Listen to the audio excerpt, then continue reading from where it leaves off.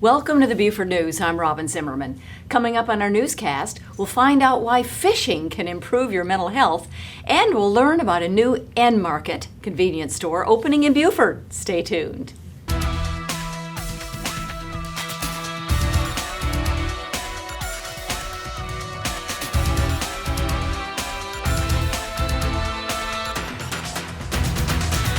The University of South Carolina will resume in-person classes in the fall, but not everyone will be coming back at once, though, and things will be different than before the coronavirus, said USC President Robert Caslen.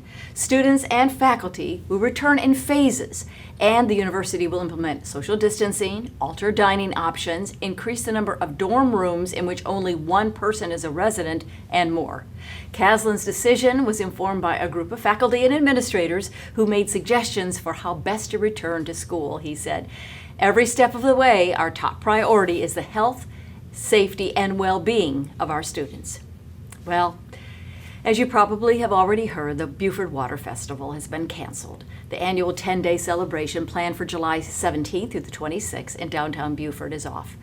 That includes all of the sports and entertainment, including the concert in Henry C. Chambers Waterfront Park that this year was to be headlined by country star Rodney Atkins. The next festival will be in July of 2021. Next year's event will remain the same, branded as the 65th Festival, and Aaron Tank Morris as the Festival Commodore. Without a doubt, it's about the safety and health of our community.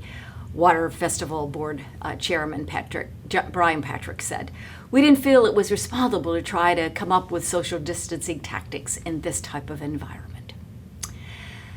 The 1,000-acre Tomatley plantation on the Beaufort County side of Yemassee, with an entrance of live oaks 200 years old, has been sold for $7.9 million, and it was listed for $10 million back in 2018. The old rice plantation was burned by General Sherman's troops in the Civil War after it had enslaved nearly 140 people at the start of the war. Now, about 125 acres are still in rice production. The previous owners restored and expanded the 5,600 square foot home in 1990 with 5 bedrooms and 5 baths. And the property also includes a 5-bedroom hunting lodge, a carriage house, barns, and stables. Well, Battery Creek High School administrators have been busy during the pandemic hiring a new football coach. Beaufort assistant Terrence Ash will take over the Dolphins from Walt Wilson, who went 9-21 in 3 seasons before leaving to become the coach at C.A. Johnson High School in his native Columbia. Ash has already had Zoom chats with his new players. He started coaching after leaving Clemson, where he was a walk-on receiver who ended up on scholarship for the 2009 ACC champs. While Battery Creek made the playoffs each of the last 3 years, the Dolphins haven't had a winning season since 2012. The financial hit South Carolina is taking from ongoing COVID-19 outbreak continues to grow, state budget forecasters say. The state's budget forecasters reported that money coming into the state for the month of April was down about $400 million, or nearly 43%, adding that the decline is likely tied to tax filing extensions, which both the federal and the state government approved back in mid-March. Over 19,000 fewer returns were filed, they said. Sales tax revenues also took a hit because fewer people went out shopping or ate out at a restaurant under Governor Henry McMaster's emergency orders. However, tax collections from internet sales have increased. And finally, plans to build a high-end resort on Bay Point Island in Beaufort County are moving ahead again after a reversal by county planning officials. After initially rejecting plans to build on the island, county planners say a proposal with more detail now meets standards for special zoning approval.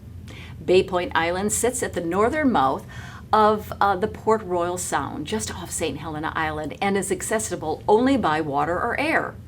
The island's owners plan to lease about 50 acres of the property to Six Senses Resorts, Hotels, and Spas to operate as a remote getaway that developers say will immerse visitors in the coastal environment under careful stewardship and provide an economic boost to the area.